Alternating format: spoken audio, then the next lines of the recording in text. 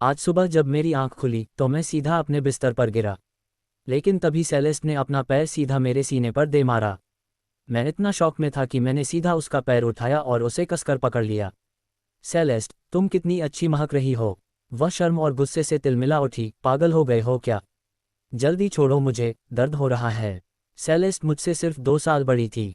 वैसे तो वह मेरे नाना नानी की गोद ली हुई बेटी थी, लेकिन फैमिली रजिस्टर में कुछ गड़बड़ी के कारण वह कागज़ों पर मेरी छोटी मौसी बन गई थी।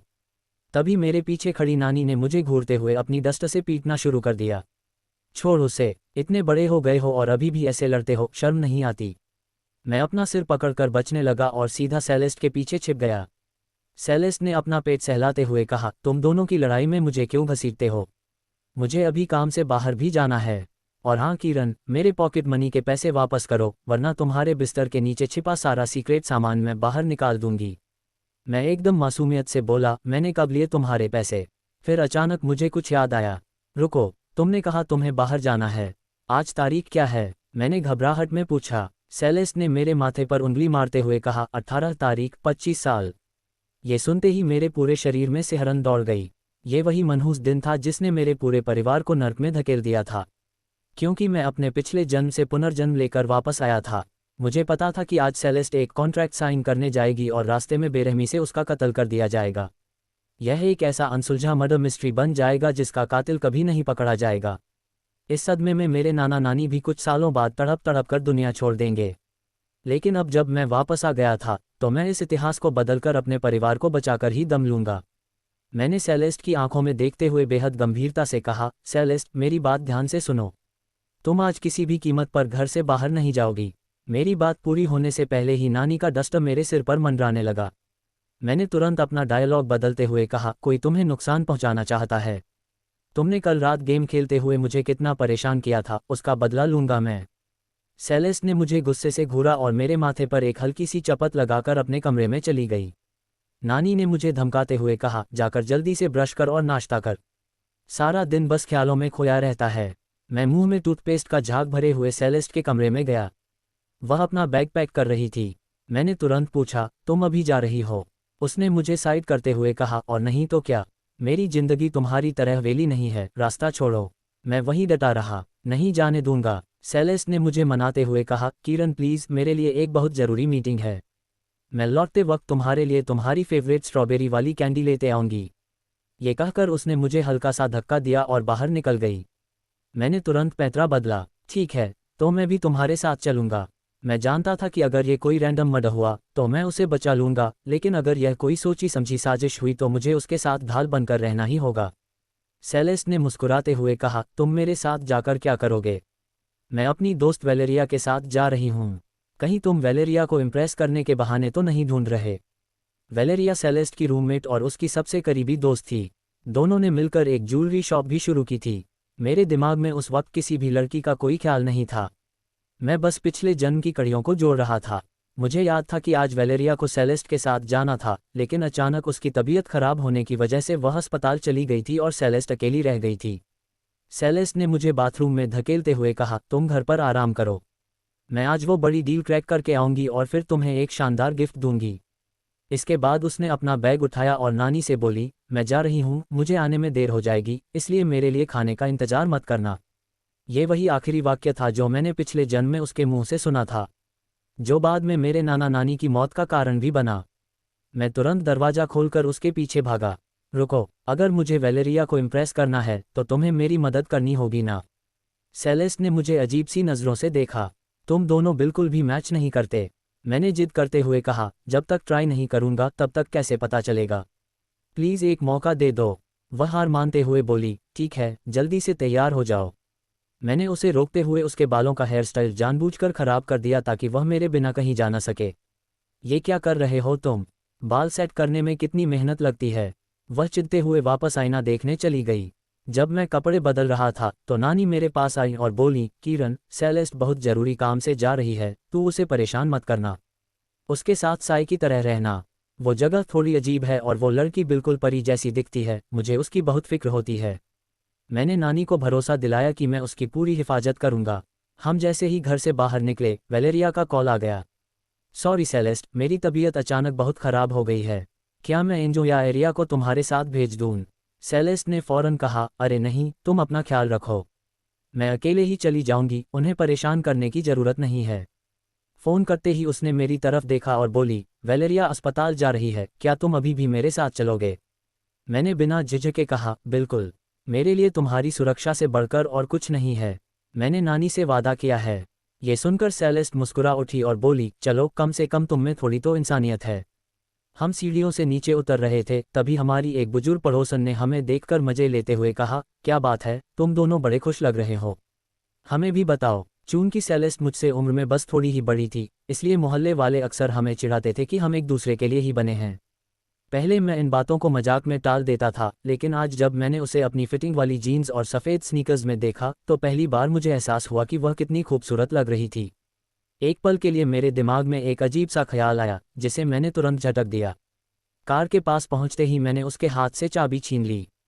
आज मैं ड्राइव करूंगा, उसने मुझे घूरते हुए कहा, तुम्हें ठीक से चलानी आती भी है? मैंने कोई जवाब नहीं दिया और उसे पैसेंजर सीट पर बिठा दिया। उसने मुझे मेन हाईवे से जाने को कहा था, लेकिन मैंने कार का रास्ता बदल दिया। 10 मिनट बाद मैंने एक सुनसान सड़क पर कार रोकी और कहा, मुझे कुछ खरीदना है, तुम यहीं रुको। सेलेस्ट भड़क गई, जल्दी आना। मेरी बहुत बड़ी डील है, अगर तुम्हारी वजह से खराब हुई तो मैं तुम्हें छोड़ूंगी नहीं। मैं 2 कदम आगे बढ़ा और फिर वापस आकर उसकी साइड का दरवाज़ा खोलते हुए बोला, तुम भी मेरे साथ चलो। मैं तुम्हें अपनी आंखों से ओझल नहीं कर सकता। मैं उसे एक सेफ्टी इक्विपमेंट वाले स्टोर में ले गया और वहां से मैंने 2 बुलेट प्रूफ और स्टेप प्रूफ जैकेट्स खरीदी। मुझे याद था कि पिछले जन्म में सेलेस्ट को चाकू से ही मारा गया था। पुलिस ने इसे लूटपाट का मामला बताया था, लेकिन क्योंकि वहां कोई सीसीटीवी नहीं था, इसलिए वह केस आज तक नहीं सुलझा था। सेलेस्ट उन भारी जैकेट्स को देखकर भड़क उठी, तुम पागल हो गए हो, मैं ये अजीब सी चीज़ बिल्कुल नहीं पहनूंगी। मैंने बेहद सख्त लहजे में कहा, तुम्हें आज मेरी बात माननी ही पड़ेगी। फिर मैंने थोड़ा नर्म पड़ते हुए कहा, अगर तुम इसे पहन लोगी तो मैं 1 महीने तक तुम्हारे सारे कपड़े धोऊंगा। उसने तुरंत सौदेबाजी की, 2 महीने? मैंने फौरन हामी भर दी। कार में वापस आकर उसने अपना माथा पीटते हुए पूछा, अब मुझे सच सच बताओ कि आखिर माजरा क्या है? तुमने मुझे ये सब क्यों पहनाया है? मैंने उसे समझाते हुए झूठ बोला, मुझे किसी अनजान नंबर से कॉल आया था कि आज कोई तुम्हें नुकसान पहुंचाने वाला है। सेलेस्ट थोड़ी डर गई, कौन मुझे मारना चाहेगा? मेरी तो किसी से कोई दुश्मनी भी नहीं है। मैंने उसे तसल्ली दी, शायद कोई ऐसा पागल आशिक हो जिसे तुमने रिजेक्ट कर दिया हो। खैर, अब हमने ये पहन लिया है तो हम सुरक्षित हैं। उसने मुझे एक हल्की सी मुस्कान दी और बोली, तुम कार थोड़ा ध्यान से चलाना। जैसे ही कार उस पुरानी और तंग गली से गुजरी, मेरे दिल की धड़कनें तेज हो गईं। ये वही जगह थी जहां पिछले जन्म में उसकी हत्या हुई थी। मैं हर तरफ गहरी नज़र रखे हुए था कि कहीं कोई कातिल तो नहीं छिपा है। लेकिन किस्मत से सब कुछ शांत रहा और हम बिना किसी परेशानी के अपनी मंजिल तक पहुंच गए। मैंने राहत की सांस ली। सेलेस्ट ने बताया कि अभी मीटिंग में थोड़ा वक्त है, तो हम आसपास की ज्वेलरी की दुकानों में घूम सकते हैं। थोड़ी देर बाद एक पब्लिक टॉयलेट के पास पहुंचते ही सेलेस्ट ने कहा, तुम यहीं रुको, मैं अभी आती हूं। मैंने चारों तरफ देखा, कोई भी संदिग्ध नहीं दिखा, लेकिन फिर भी मैं बिल्कुल लेडीज टॉयलेट के दरवाजे के बाहर ही खड़ा हो गया। 1 मिनट भी नहीं बीता था कि अचानक अंदर से सेलेस्ट की दिल दहला देने वाली चीख सुनाई दी। पलक झपकते ही मेरा खून खौल उठा और मैं एक तोप के गोले की तरह लेडीज टॉयलेट के अंदर घुस गया। मैंने देखा कि एक शख्स जो लाल रंग की लंबी ड्रेस पहने हुए था, वह सेलेस्ट पर चाकू से वार कर रहा था। मैंने एक जोरदार दहाड़ लगाई और दौड़कर उस आदमी की कमर पर इतनी जोर से लात मारी कि वह दूर जाकर गिरा। जब मेरी नज़र सेलेस्ट के हाथों से बहते हुए खून पर पड़ी तो मेरी आंखें गुस्से से लाल हो गईं।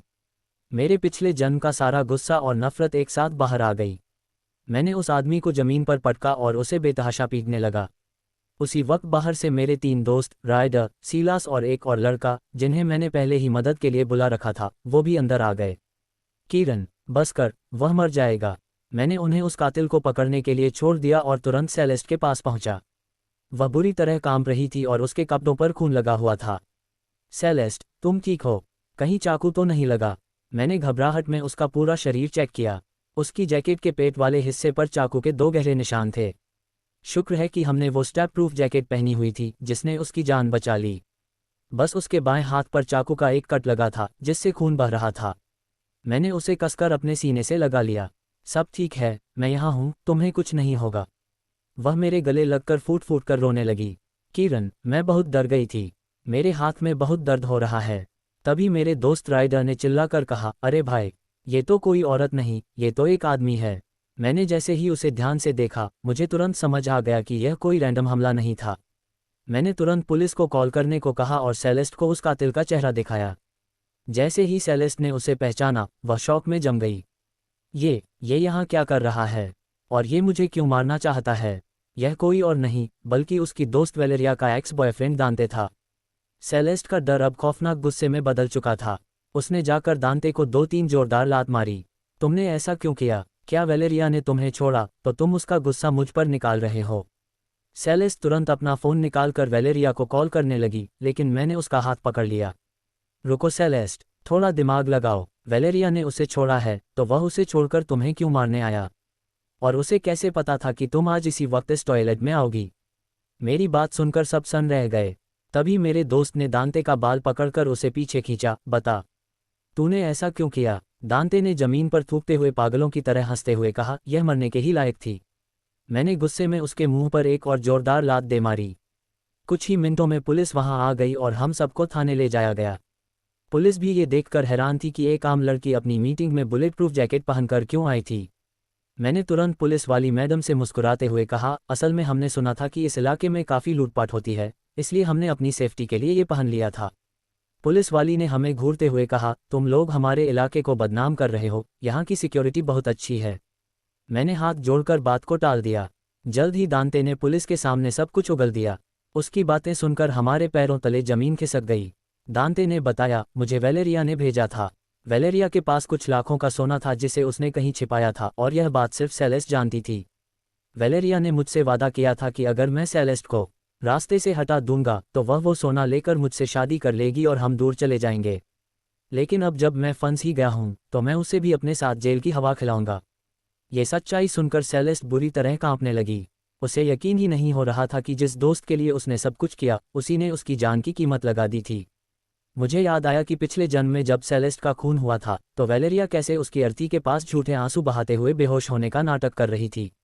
ऐसी जहरीली औरत तो सांपों से भी ज्यादा खतरनाक थी। पुलिस ने फौरन एक्शन लिया और वेलेरिया को गिरफ्तार कर लिया। मैं सेलेस्ट के ठंडे पड़ चुके हाथों को अपने हाथों में थामे हुए था। मेरे दोस्त ये देखकर हमें चिढ़ाने लगे। देख रहे हो कैसे हाथ पकड़े हुए है? इसकी फोटो खींचो भाई, बाद में काम आएगी। तभी मेरे फ़ोन पर एक मैसेज की टोन बजी। मैंने देखा, ये सेरेना का मैसेज था। सेरेना, वही औरत जो पिछले जन्म में मेरी पत्नी थी।